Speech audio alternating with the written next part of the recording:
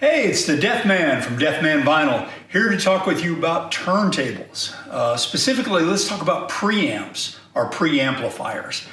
So this can get a little confusing, especially if you're just starting out, but big picture, if you're trying to use a vintage, older turntable, you might need a preamp. So let's dig into that. What does a preamp do? Do I need one? How do I hook one up? Let's start at the start. So the challenge is the audio signal coming from a turntable is really weak. Think about it, the stylus or the needle, they're the same thing. That stylus is down in the grooves of the record, picking up vibrations, and it's passing them on to the audio cartridge. And the cartridge uses a magnetic process to convert those vibrations into a phono signal. And so that's what comes out the back of your turntable. But the phono signal is pretty puny. So before back and black can be routed to the speakers and boom out into the room, that wimpy audio signal has to be converted into a line level signal. We are here to pop your up, which is also known as an aux signal or auxiliary signal. And for that, you need a phono preamp. So in the old days, you plugged your turntable into a stereo receiver like this vintage Pioneer. I had one of these back in the day and I still love the way they sound, so I still play them. Stereo receivers like this were purpose-built for phono. You gotta remember, that was when vinyl was king. So they had a preamp built in. So really all you have to do is take your turntable, plug it into your receiver, and you're good to go. But what if I don't have one of these? I just want to hook up to a set of powered speakers and skip the receiver altogether. Well, the good news is that most modern turntables like this Audio-Technica have a built-in preamp. And there will be a phono line switch on the back. When your turntable's on phono, it's outputting an unamplified phono signal, which again is fine if you're running it through a receiver that has a built-in preamp. But if not, you need some amplification. So if you want to use this turntable with those powered speakers, you just switch the turntable over to the line setting to activate the built-in preamp. So the turntable preamplifies the signal and the powered speakers amplify it the rest of the way for a big, bold sound. So if you hook up your turntable to the powered speakers and all you get is this tinny, barely audible sound, then you forgot to switch it over from phono to line. So just do that and you'll be fine.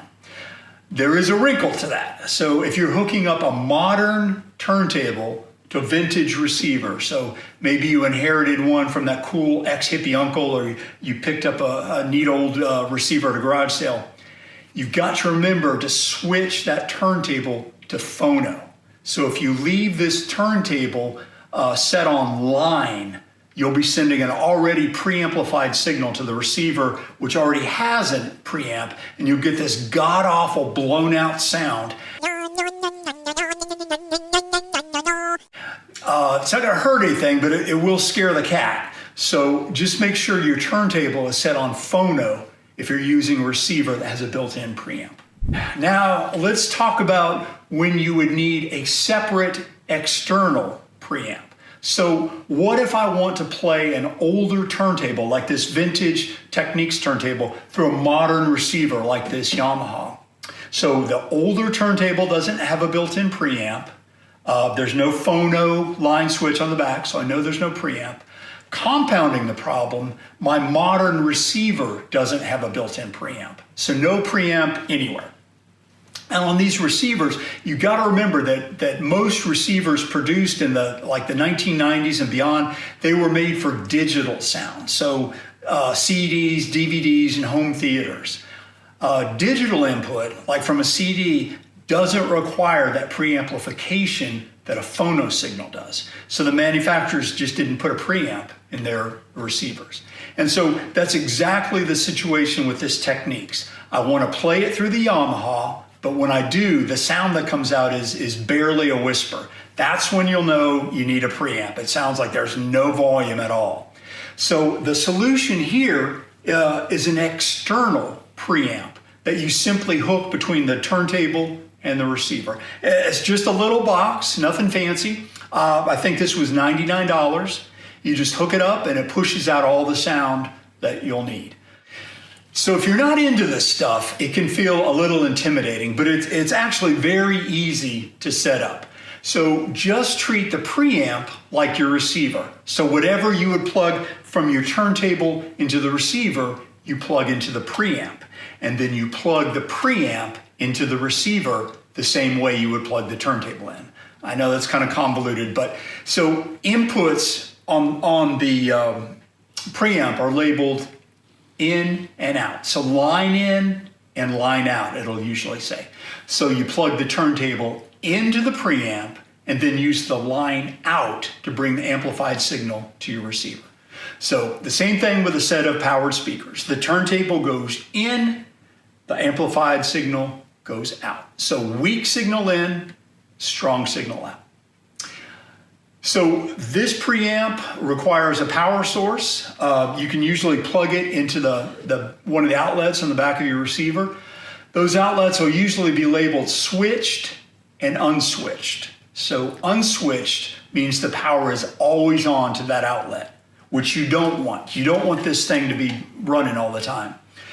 So I've got it connected to a switched outlet on the receiver, which means the preamp only boots up when I switch the receiver on.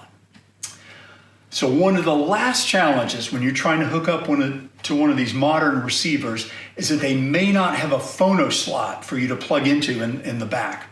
Remember, vinyl was dying out, so they didn't put in any phono inputs on receivers built, kind of the 90s and beyond. But what you can do is you can plug your turntable into an unused audio input on the receiver. In this case, I've plugged my turntable into the DVD slot in the back, and it works fine. So on these receivers, an audio input is an audio input. So I can really use any of the unused slots in the back. So there you have it. I know that was a long video. I talked as fast as I could, so thanks for hanging in there. Lots to think through. If you have any questions about turntables and preamps, what to look for, how to hook them up, just let me know. I'd love to talk stereo gear with you. So if you have any questions, drop us a comment and be sure to subscribe for more great content on turntables, vinyl, and how to enjoy your records. Of course, we carry some great turntables at deafmanvinyl.com, and I hope you'll check us out. Until next time, this is the Deaf Man saying, keep them spinning.